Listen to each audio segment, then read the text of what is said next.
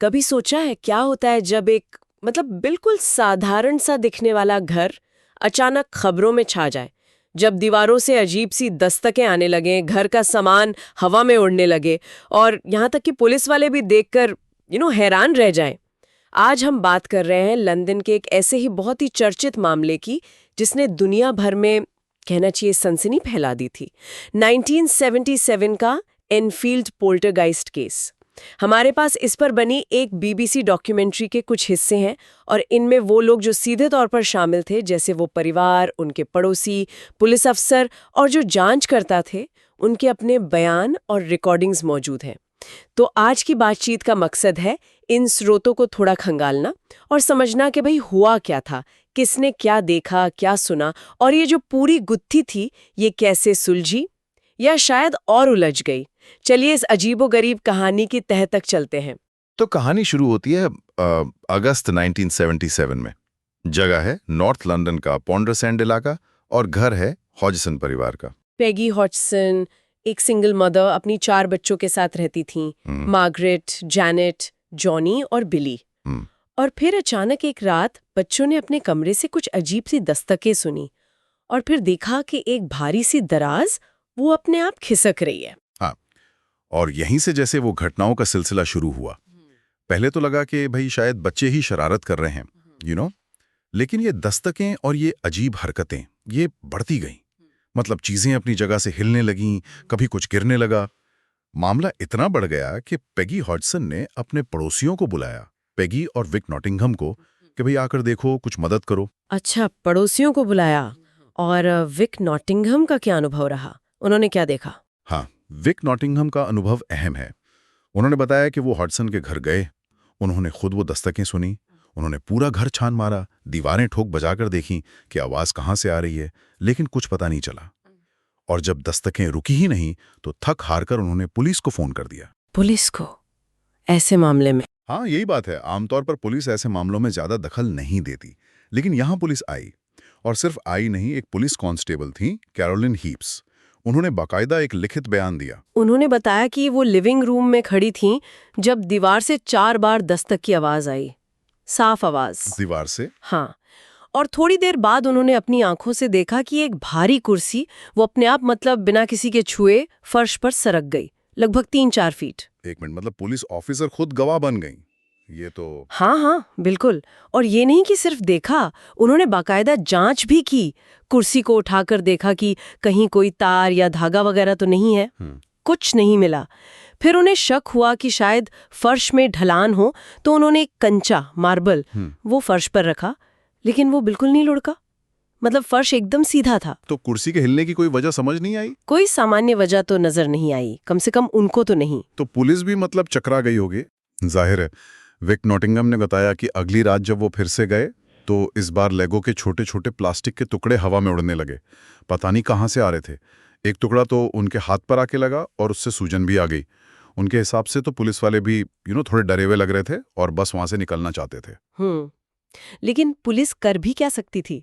कुर्सी हिल रही है, लेगो उड़ रहे हैं, ये कोई जुर्म तो है नहीं। बिल्कुल सही। पुलिस के हाथ बंधे हुए थे, कोई कानूनी आधार नहीं था कार्रवाई करने का। तब पड़ोसियों ने सोचा कि भाई सोसाइटी फॉर साइकिकल रिसर्च यानी SPR, उनसे संपर्क किया जाए। ये एक पुरानी संस्था है जो इस तरह की जो कथित असामान्य घटनाएं होती हैं उनकी वैज्ञानिक तरीके से जांच करने का दावा करती है। अच्छा, SPR। और यहीं पर फिर मॉरिस ग्रॉस का नाम आता है। हाँ, मॉरिस ग्रॉस वो SPR के सदस्य थे और ऐसी घटनाओं में उनकी काफी गहरी रुचि थी। वैसे तो वो पेशे से एक आविष्कारक और डिजाइनर थे, लेकिन अपने खाली समय में वो ऐसी पहेलियों को सुलझाने में लगे रहते थे। तो जब उन्हें एनफील्ड केस का पता चला, वो फौरन वहां पहुंचे और उन्हें लगा कि ये मामला वाकई बहुत असाधारण है। उन्होंने तो यहां तक कहा कि ये शायद इस सदी का सबसे बेहतरीन केस है, खासकर जिस तरह से इसे डॉक्यूमेंट किया जा सकता था, रिकॉर्ड किया जा सकता था। और उन्होंने रिकॉर्डिंग की भी। मैंने सुना है कुछ ऑडियो टेप्स हैं। हाँ, उन्होंने काफी वक्त वहां बिताया और ढेर सारी ऑडियो रिकॉर्डिंग्स की। एक रिकॉर्डिंग तो काफी, कहना चाहिए, डरावनी है। टेप चल रहा है, परिवार सो चुका है, अचानक बच्चों के कमरे की लाइट बंद हो जाती है। फिर एक लैंप हवा में उड़ता है और कमरे के दूसरे कोने में जाकर गिरता है। उसका प्लग सॉकेट से खिंच जाता है। टेप में बच्चों की जो चीखें, उनका जो डर है, वो एकदम असली लगता है। और फिर एक चप्पल दरवाजे पर जोर से आकर लगती है, जबकि ग्रॉस खुद दरवाजे को बाहर से पकड़े हुए थे। मतलब अंदर से किसी ने फेंकी। बाप रे। और ग्रॉस ने खुद क्या देखा, मतलब रिकॉर्डिंग के अलावा? हाँ, उन्होंने खुद भी कई चौंकाने वाली घटनाएं देखी। उन्होंने बताया कि फर्नीचर का हिलना डुलना, उलटना पुलटना, ये तो जैसे आम बात हो गई थी। एक वाकये का जिक्र वो खास तौर पर करते हैं। कमरे में करीब 11-12 लोग मौजूद थे, वो खुद भी थे। उनके ठीक सामने एक भारी सोफा, सिटी जिसे कहते हैं, वो अचानक हवा में उछला और पलट गया। उनसे बस 1 आध फुट की दूरी पर गिरा। सोचिए, इतने सारे लोगों के सामने। अविश्वसनीय। मतलब पुलिस के सामने कुर्सी हिली और इतने लोगों के सामने सोफा पलट गया। क्या ग्रॉस ने उस चीज से या शक्ति से बात करने की कोशिश की? हाँ, बिल्कुल उन्होंने कोशिश की। दस्तक के जरिए संवाद करने की कोशिश की। टेप में उनकी आवाज़ है, वो निर्देश दे रहे हैं, जैसे अगर तुम सुन रहे हो तो 1 दस्तक दो, हाँ के लिए 2 दस्तक, नहीं के लिए 1। इस तरह सवाल जवाब हुए। तो उस कथित इकाई ने संकेत दिया कि वो एक पुरुष है, पहले इसी घर में रहता था और यहीं उसकी मौत हुई थी। अच्छा, और? जब ग्रॉस ने पूछा, क्या तुम हमारे साथ मजाक कर रहे हो, तो जवाब में कोई दस्तक नहीं आई, बल्कि एक कार्डबोर्ड का डब्बा और एक तकिया सीधा ग्रॉस के चेहरे पर आकर लगा। अरे, मतलब बातचीत की कोशिश भी खतरनाक हो सकती थी। और ये अजीब घटनाएं सिर्फ दस्तक और फर्नीचर तक ही नहीं रुकी, और भी कुछ हुआ? नहीं नहीं, लिस्ट तो लंबी है। जैसे कभी रसोई के फर्श पर बीचों बीच अचानक पानी भर जाता था, पता नहीं कहाँ से आता था। कभी बिना किसी के छुए टॉयलेट का फ्लश चल पड़ता था। एक बार तो जो टॉयलेट साफ करने वाला ब्रश होता है, वो अपने होल्डर से निकलकर टॉयलेट बाउल पर ऐसे टिका हुआ मिला जैसे किसी ने इस्तेमाल करके रखा हो। रसोई की मेज का उलटना भी कई बार देखा गया। और शायद सबसे ज्यादा असर या कहीं की घटनाएं बच्चों के साथ हो रही थीं, खासकर जेनेट के साथ। हाँ, ऐसा लग रहा था कि 11 साल की जेनेट धीरे धीरे इन घटनाओं का केंद्र बनती जा रही हैं। एक बार का वाकया है कि वो कुर्सी पर बैठी थी और उसे कुर्सी समेत हवा में उठाकर कमरे के दूसरे कोने में फेंक दिया गया। क्या? फेंक दिया गया? हाँ। फिर विक नॉटिंघम ने एक और घटना देखी। बच्चों की एक भारी कुर्सी थी जिसमें मेटल के पैर लगे थे। वो हवा में उठी करीब 9 फीट ऊपर और कमरे के दूसरी तरफ जाकर गिरी। और फिर श्रीमती हॉटसन के भाई थे, जॉन बकहम, वो मदद के लिए आए हुए थे। उन्होंने एक बार जेनेट को बिस्तर के ऊपर हवा में एक अजीब सी पोजीशन में तैरते हुए देखा, लेविटेट करते हुए। लेविटेट मतलब हवा में उठना? हाँ, बिना किसी सहारे के। वो इतने घबरा गए कि उन्होंने अपनी पत्नी को आवाज लगाई, लेकिन जब तक वो आई, जेनेट नीचे आ चुकी थी। ये सब सुनने में ही इतना अजीब और डरावना लग रहा है। उस परिवार पर और जो लोग ये सब देख रहे थे, उन पर क्या बीत रही होगी? बहुत बुरा असर पड़ रहा था। विक नॉटिंघम, जो पेशे से छत बनाने वाले थे, वो बताते हैं कि लोग उनका मजाक उड़ाते थे। काम पर लोग पूछते थे, क्यों भाई, तुम्हारा भूत कैसा है आज? वो कहते हैं कि 44 साल की उम्र में उन्होंने ऐसा कुछ कभी नहीं देखा था। और इन सब ने उनके नर्वस सिस्टम पर, उनके दिमाग पर बहुत बुरा असर डाला। और परिवार, वो तो भावनात्मक रूप से बिल्कुल टूट चुका था। उन्हें कोई पैसे वगैरह का फायदा तो हो नहीं रहा था, उल्टे समाज ने उन्हें जैसे अलग थलग कर दिया था। तो इस मोड़ पर आकर क्या लगता है, मतलब 3 चीजें हो सकती हैं, है ना? या तो ये सब एक बहुत बड़ा, बहुत सोचा समझा धोखा था जिसमें पूरा परिवार, पड़ोसी, शायद पुलिस भी शामिल थी, या फिर ये कोई सामूहिक वहम था, मास हिस्टीरिया, या फिर वाकई कोई ऐसी अनदेखी शक्ति थी जिसे हम समझ नहीं पा रहे। बिल्कुल, यही 3 मुख्य संभावनाएं थीं जो जांचकर्ताओं के सामने थीं। धोखे की थ्योरी भी आई, मास हिस्टीरिया की भी बात हुई, लेकिन इतने सारे गवाह, जिनमें पुलिस भी शामिल है, और इतनी लंबे समय तक, करीब 18 महीने तक ये घटनाएं चली, इसे सिर्फ धोखा या वहम मान लेना भी मुश्किल था, खासकर जब साफ दिख रहा था कि परिवार को इससे सिवाय परेशानी और बदनामी के कुछ हासिल नहीं हो रहा था। और मॉरिस ग्रॉस ने जब उसे काई से जाने को कहा तो क्या जवाब मिला? उन्होंने कहा कि भाई, परिवार को परेशान मत करो, चले जाओ। तो जवाब में सिर्फ एक दस्तक आई, यानी नहीं। अच्छा, और फिर वो आवाजें भी तो थीं। ये कब शुरू हुई? हाँ, आवाजें। ये इस केस का एक और बहुत ही रहस्यमयी पहलू है। ये करीब दिसंबर 1977 के आसपास शुरू हुई। जेनेट उस वक्त लगभग 11 साल की थी। और मजे की बात यह है कि मॉरिस ग्रॉस ने कुछ ही समय पहले मजाक में कहा था कि भाई, अब इस घर में बस आवाजों का बात करने बाकी रह गया है। और लो, सच में आवाजें आने लगी। क्या बात है, कैसी आवाजें थीं ये? और क्या सिर्फ जेनेट के जरिए आती थीं? देखिए, मुख्य रूप से तो जेनेट से ही जुड़ी थीं, लेकिन कभी कभी दूसरों को भी सुनाई देती थीं।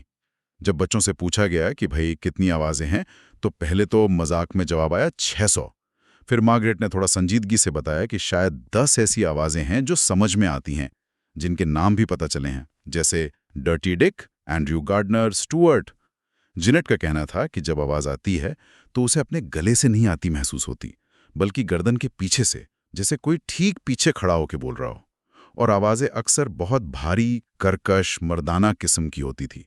कभी गालियां देती, कभी मजाक करती, तो कभी डराती थी।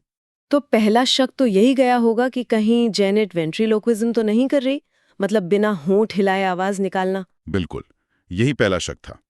मॉरिस ग्रॉस और एक और जांचकर्ता थे, लेखक गाय लायन प्लेफेयर। उन्होंने इस पर काफी गौर किया। ग्रॉस का तो साफ कहना था कि बच्चों का टेस्ट किया गया था और वो वेंट्रिलोक्विस्ट नहीं थे। लेकिन फिर भी ये 11 साल की लड़की इतनी भारी कर्कश आवाज वो भी घंटों तक कैसे निकाल सकती है? क्या ये मुमकिन है? यही तो सबसे बड़ा सवाल था। विशेषज्ञों का मानना था कि इस तरह की आवाज, भारी, कर्कश, इसे लंबे समय तक निकालना, कभी-कभी तो 3-3 घंटे लगातार, और वो भी बिना वोकल कॉर्ड को नुकसान पहुंचाए, ये लगभग नामुमकिन है। और जेनेट ने कभी गले में खराश या दर्द की शिकायत भी नहीं की। बाद में इन आवाजों का टेप रिकॉर्ड करके उनका तकनीकी विश्लेषण भी किया गया। अच्छा, उस विश्लेषण से क्या पता चला? कुछ खास? हाँ, उससे एक बहुत ही चौंकाने वाली बात सामने आई। विश्लेषण से पता चला कि ये आवाज सामान्य स्वर यंत्र यानी लैरिंग्स से नहीं आ रही थी, जहां से हम आमतौर पर बोलते हैं, बल्कि ये आवाज फॉल्स वोकल फोल्ड्स से पैदा हो रही थी। ये हमारे गले का वो हिस्सा होता है जिसका इस्तेमाल हम सामान्य बातचीत में नहीं करते। ये तभी एक्टिवेट होता है जब गला बैठ जाता है या आवाज चली जाती है, और इस तरह से कुछ मिनट बोलने पर ही किसी का भी गला बुरी तरह खराब हो सकता है। लेकिन यहाँ ये आवाज घंटों तक आती रहती थी। तो यह विश्लेषण इस बात को और पुख्ता करता था कि शायद ये जेनेट की अपनी आवाज नहीं थी। बहुत अजीब। और इन आवाजों ने अपनी पहचान के बारे में कुछ बताया? ये कौन थे? हाँ, बताया। एक बार तो आवाज ने खुद को अंग्रेजी में स्पेलिंग करके बताया, GHOST, यानी घोस्ट, भूत। कई बार आवाज ने खुद को बिल या फ्रेड बताया और यह दावा किया कि उसकी मौत इसी घर में हुई थी, कुर्सी पर बैठे बैठे ब्रेन हेमरेज से। क्या? इसी घर में मौत? क्या इस दावे की कोई सच्चाई पता चली? हैरानी की बात है। हाँ, मॉरिस ग्रॉस ने बाद में इसकी जांच करवाई और उन्हें वाकई एक बिल विल्किंस नाम के व्यक्ति का मृत्यु प्रमाण पत्र मिला, जिसकी मौत उसी घर में ठीक उसी तरह कुर्सी पर बैठे हुए ब्रेन हेमरेज से हुई थी, जैसा कि उस आवाज ने दावा किया था। अब ये एक ऐसा संयोग कहें या सबूत जिसने कई शक करने वालों को भी सोचने पर मजबूर कर दिया। ये तो वाकई, मतलब एक तरफ शक है, दूसरी तरफ ऐसे सबूत, आवाजें, चीजों का हिलना, लेविटेशन, और भी कुछ था। हाँ, ग्रॉस ने बाद में कुछ और घटनाओं का भी जिक्र किया, जैसे जेनेट का हवा में उठना, लेविटेशन, जिसके गवाह उसके अंकल भी थे। चीजों का अचानक कहीं से प्रकट हो जाना, मटीरियलाइजेशन, जैसे कभी सिक्के या गहने मिल जाते थे। चम्मचों का अपने आप मुड़ जाना, और यहां तक कि घर में बिना किसी वजह के अचानक छोटी मोटी आग लग जाना। आग लगना भी? ये सब सुनकर ही रोंगटे खड़े हो जाते हैं। उस परिवार ने ये सब लगभग 1.5 साल झेला? बिल्कुल, 18 महीने। और जैसा हमने पहले भी बात की, इसका उन पर बहुत गहरा असर पड़ा। भावनात्मक रूप से वो लोग पूरी तरह बिखर चुके थे। समुदाय ने उन्हें लगभग बहिष्कृत कर दिया था। लोग मजाक उड़ाते थे। मॉरिस ग्रॉस करीब 20 साल बाद जब उनसे दोबारा मिले तो मां पेगी और बेटी मार्गरेट, जो अब बड़ी हो चुकी थी, ने बताया कि वो कितना डरी हुई थी। बेगी ने कहा, जो लोग कहते हैं ये सब झूठ था या बच्चों की शरारत थी, काश वो एक दिन भी वो सब झेलते जो हमने झेला। फिर वो ऐसा कभी नहीं कहते। उनका दर्द साफ झलकता था। और मॉरिस ग्रॉस, उनके लिए भी ये केस बहुत खास बन गया था। शायद उनकी अपनी जिंदगी के कुछ अनुभवों का भी इसमें रोल था। हाँ, ये जानना भी जरूरी है कि ग्रॉस इस फील्ड में इतनी दिलचस्पी क्यों रखते थे। वो एक कामयाब कमर्शियल आर्टिस्ट और डिजाइनर थे, वर्ल्ड वॉर 2 में भी लड़े थे। लेकिन उनकी जिंदगी में एक बड़ा मोड़ तब आया जब उनकी युवा बेटी, उसका नाम भी जेनेट था, उसकी एक मोटरसाइकिल दुर्घटना में बहुत दर्दनाक मौत हो गई। ग्रॉस और उनकी पत्नी को बहुत शिद्दत से यह महसूस हुआ कि उनकी बेटी ने मौत के बाद उनसे संपर्क करने की कोशिश की है, और इसी अनुभव ने उन्हें असामान्य घटनाओं पर गंभीरता से रिसर्च करने के लिए प्रेरित किया और वो SPR से जुड़ गए। अच्छा, तो क्या ये माना जा सकता है कि उनके अपने व्यक्तिगत अनुभव ने एनफील्ड केस को देखने के उनके नजरिए को प्रभावित किया होगा? मतलब शायद वो मानने को ज्यादा तैयार थे? ये एक वाजिब सवाल है। देखिए, ग्रॉस का मानना था कि ज्यादातर जो पोल्टरगाइस्ट जैसी गतिविधियां होती हैं, खासकर जिनमें टीनेजर्स शामिल होते हैं, वो अक्सर बहुत ज्यादा तनाव या मनोवैज्ञानिक कारणों से शुरू होती हैं। लेकिन उनका यह भी मानना था कि एनफील्ड जैसे कुछ दुर्लभ मामलों में इस तनाव भरे माहौल का फायदा उठाकर कभी-कभी कोई बाहरी असामान्य शक्ति या इकाई भी शामिल हो जाती है, जो फिर घटनाओं को और ज्यादा जटिल और तीव्र बना देती है। तो हाँ, शायद उनका अपना अनुभव उन्हें इस दूसरी संभावना पर यकीन करने में मदद करता था। वो खुले दिमाग से जांच कर रहे थे। तो आखिर में एनफील्ड का मामला हमें कहाँ लाकर खड़ा करता है? एक तरफ इतने सारे गवाह हैं, परिवार, पड़ोसी, यहाँ तक कि पुलिस अफसर, ऑडियो रिकॉर्डिंग्स हैं।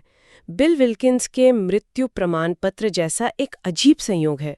आवाज का वोकल एनालिसिस है जो कहता है कि वो सामान्य नहीं थी। हाँ, और दूसरी तरफ ये घटनाएं इतनी अविश्वसनीय हैं, हमारी रोजमर्रा की दुनिया की जो समझ है उससे इतनी परे हैं कि उन पर यकीन करना बेहद मुश्किल लगता है।